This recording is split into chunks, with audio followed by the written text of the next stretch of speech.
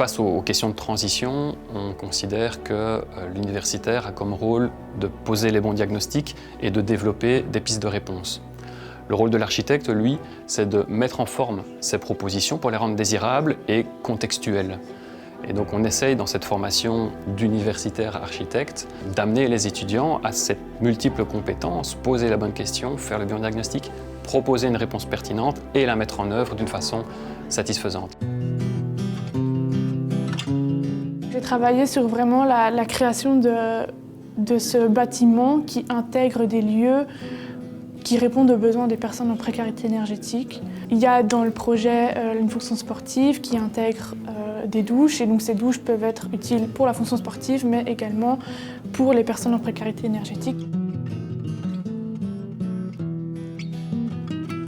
L'objet de mon TFE, c'est de réhabiliter le patrimoine pour le dédier davantage aux habitants qu'au tourisme, pour le rendre plus durable. Je pense que le concept du patrimoine et le concept de l'éco-architecture sont très liés finalement, parce que le patrimoine, c'est un peu l'éco-architecture du passé, si je peux dire.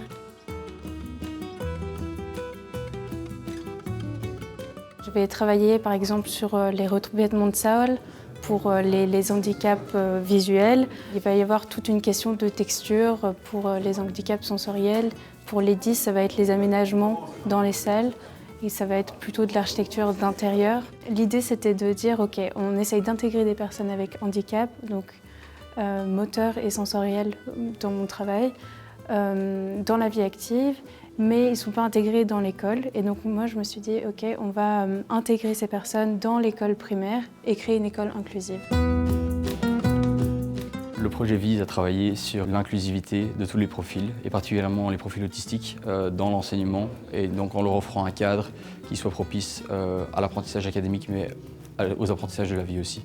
Le projet donc s'implante sur les abords du Grand Hospice à Bruxelles, près de la place Sainte-Catherine, et se développe sous la forme d'une école primaire qui accueille 2 classes par niveau, avec une multitude de classes différentes où chacune des classes est adaptée à l'activité qu'elle veut accueillir, de manière à ce qu'il y ait un certain mouvement dans l'école qui casse la monotonie en fait, du système scolaire.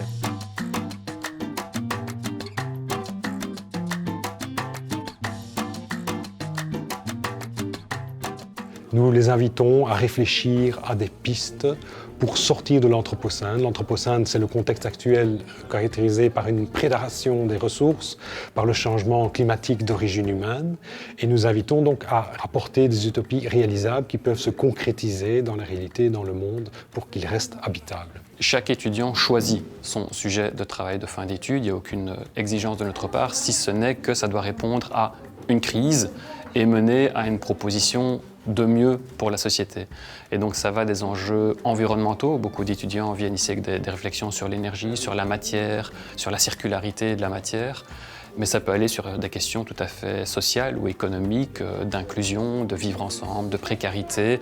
Et comment est-ce que l'architecte, par les propositions qu'il peut faire, répond et participe à la réponse à ces enjeux. Mon TFE il porte sur la question du travail dans le contexte de la Cité-Jardin. Et ce questionnement est apparu suite au constat qu'aujourd'hui il y a une séparation entre l'habitat et le travail, ce qui génère beaucoup de déplacements automobiles et donc beaucoup de pollution.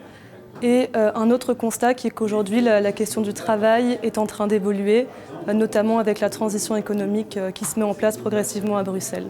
J'ai choisi un cas d'étude qui est celui de la Cité Moderne, qui est une cité-jardin à Bruxelles. Et j'ai donc décidé d'essayer d'intégrer de l'activité et du travail dans cette cité-jardin en fonction des besoins des habitants, en fonction des espaces disponibles. Et voilà, donc ça m'a amené à un projet d'intégration d'activité et de travail dans la cité-jardin.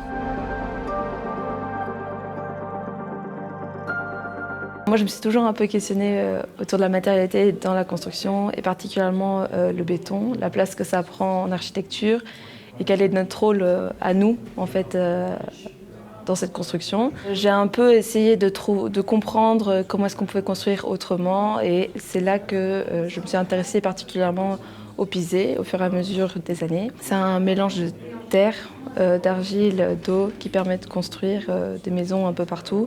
Et je me suis questionnée sur construire à la Cité Moderne, à Berchem-Sainte-Agathe, empiser avec un contexte particulier et comprendre comment construire en Belgique notamment avec ce type de matière. Je pense qu'on doit, en tant qu'architecte, c'est notre rôle un peu de venir questionner la matérialité et de trouver une juste place à chaque matériau en fait.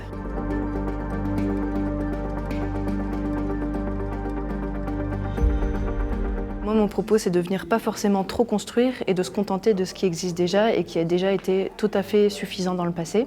Comment travailler spatialement dans un espace qui n'est pas forcément architecturé de base, c'est vraiment un outil pur en fait, c'est la terre, c'est les bâtiments qui vont avec, c'est comment spatialiser tout ça tout en étant 100% efficace, quoi. Moi, je veux pas perdre de l'efficacité parce que j'ai voulu être architectural. On ne peut plus construire comme avant et on va avoir un avenir qui est beaucoup dans la rénovation, je pense, et ça, on ne peut pas le mettre de côté. Et en même temps, c'est assez... Enfin, pour moi, de mon point de vue, c'est aussi du bon sens de dire là, il y a tout ce qu'il faut, il suffit juste de le rénover. Après, la rénovation, c'est pas forcément facile parce que ça coûte aussi cher, ça prend autant de temps et c'est pas quelque chose de neuf, mais je pense qu'il faut aussi se rendre compte des limites de ce monde. Ce qui importe dans le travail que nous faisons avec les étudiants, c'est le cheminement et l'accompagnement qu'on peut faire pour s'ouvrir dans la réflexion à ces problématiques. Et l'idée n'est pas tellement d'avoir un résultat qui soit directement applicable, mais plutôt de se former à pouvoir argumenter des propositions, être conscient des enjeux et apporter des réponses qui vont dans le sens d'une réparation de la planète. Mon projet, c'est autour des flux et de la manière de les gérer d'une manière humaine et à une échelle humaine. L'exemple du chauffage fonctionne très bien.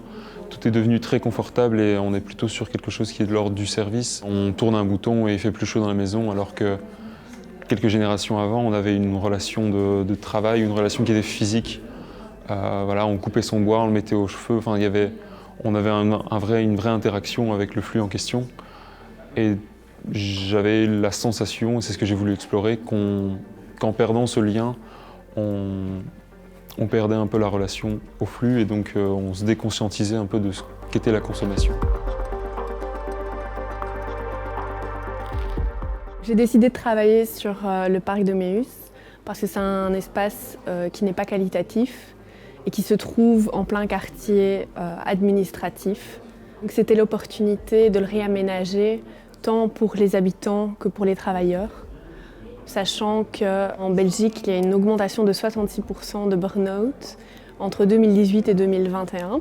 Et donc, je me suis posé la question comment l'architecture impacte le bien-être et la santé mentale. Et la neuroscience appliquée à l'architecture, qui est une nouvelle discipline, la neuroarchitecture, peut aider à comprendre comment notre cerveau fonctionne. Le plus gros constat que j'ai fait dans la construction, c'est la surconsommation de matière. Et donc moi, j'ai travaillé sur comment conserver la matière afin de réaliser un projet qui soit aujourd'hui habitable. Pour expérimenter ce domaine-là, j'ai été m'implanter à Berchem-Sainte-Agathe sur la cité moderne. Et donc j'ai réalisé un projet de transformation architecturale sur le bâtiment type K de Victor Bourgeois. Je pousse les limites de l'homme, de comment un homme va habiter en fait. C'est-à-dire qu'actuellement, toutes les pièces sont chauffées. Et je ne suis pas convaincue que si on propose à des gens d'habiter dans des pièces non chauffées, ils vont être d'accord. Mais à un moment, pour moi, c'est à l'homme de se remettre en question. On est arrivé à un stade où la planète est tellement en danger qu'on ne peut pas ne pas se remettre en question. On n'a pas encore toutes les solutions, il faut les inventer, ou il y a des solutions sont partielles et doivent être renforcées. Pour en fait apporter des utopies réalisables qui peuvent se concrétiser dans la réalité, dans le monde, pour qu'ils restent habitables.